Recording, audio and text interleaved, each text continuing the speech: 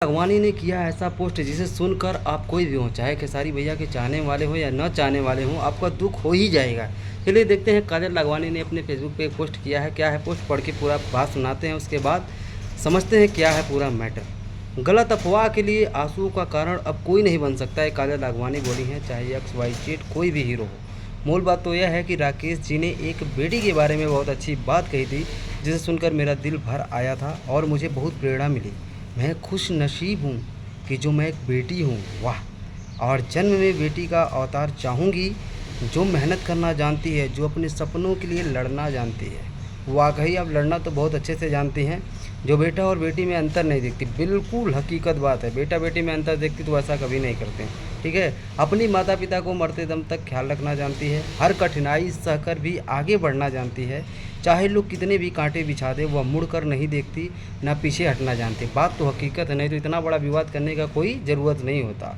वह मुड़ कर नहीं देखती, ना पीछे हटना जानती है। बेटी हूँ बेटा नहीं, जो अपना कर्तव्य भूल जाऊँगी। एक तुहरे कहने का मतलब कि बेटा अपना कर्तव्य भूल जाता है और तू एकदम कर्तव्य पूर्ण बढ़, ठीक है।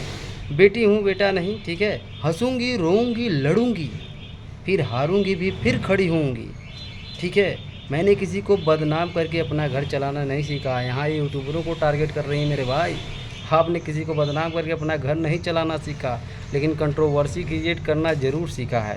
सिर्फ कमेंट्स करना या किसी की बदनामी करना अपने घर चलाना नहीं होता। जो लोग अभद्र व्यवहार अभद्र कमेंट्स करते हैं, वे भी किसी और के लिए, काश वे अपने माता पिता के लिए, अपने परिवार के लिए मेहनत करते, जहाँ वे किसी से अपने सपने जी पाते और उन्हें गर्व होता कि ये मेरा बेटा है या बेटी है। वाह, तुम भी तो ऋषभ और जो है कि कीर्ति भी खेसारी लाल यादव की बेटी थी। उनके पिता उनसे अलग करने के लिए सोच रही थी, तो उनका क्या था।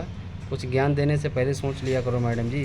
और कहते हैं कि यह इस लाइन में है, यह काम करता है, वो काम करता है, अपने माता पिता की खुशी और उनके लिए जीवन से आगे कुछ नहीं है। और रही बात इस नाम की जिसके लिए मैं रो रही हूँ, ये मैसेज फॉरवर्ड हो रहा है हर जगह, तो सॉरी दोस्तों, इसके लिए आप अब मेरी जुट्टी भी ना रोएगी। अरे बाप रे बाप, मतलब इनकी कुछू से मारा, अब इनके जुतियों ना रोए वाली बाबाई। तो सॉरी दोस्तों, उसके लिए अब कुछ नहीं आगे होने वाला है। आप लोग निश्चिंत रहिए और अपने माता पिता का ख्याल रखिए और सकारात्मक दृष्टिकोण से सबको देखिए। देखना चाहती हूँ बाद में कई लोगों को सारी प्रॉब्लम होगी, मगर मैंने एक बात जान ली है कि कोई तुमसे प्यार नहीं करता, कोई अच्छा कहेगा कोई बुरा, और यही दुनिया का दस्तूर है। So be happy and stay blessed always, God is with you, your parents blessed are with you in your loved ones, your friends are with you. बस और क्या तकलीफ़ है, अकेले आई थी, अभी इतने लोग हैं तो सच्चाई से जुड़े हैं तुमसे, तो जो तेरे लिए खड़े हैं, बस फिर भी लव यू। जय श्री राम। मेरे भाई जो पोस्ट तो बहुत अच्छा काजल लाखवानी ने किया है, लेकिन इसके पीछे मुझे लग रहा है कि किसी का हाथ ज़रूर है, तभी ये ऐसा कर रही हैं, वरना ऐसा करने की हिम्मत नहीं करती। ये पोस्ट पे पोस्ट डाली जा रही हैं कि मैं लड़ना जानती हूँ, लड़ना जानिए, लेकिन अपने हक़ के लिए लड़िए। किसी को बदनाम करना आप अगर नहीं जानती, तो खेसारी लाल यादव के ऊपर ऐसा गाना बनाने की क्या ज़रूरत थी आपको, ठीक है। बिना बदनाम किए नाम कमा नहीं सकती, आपको भी पता आप क्या हैं और खेसारी लाल यादव क्या हैं। तो फालतू का ये पोस्ट डालने से पहले, माता पिता के सम्मान से पहले आप अपने अंदर सम्मान लाइए प्लीज़, ठीक है।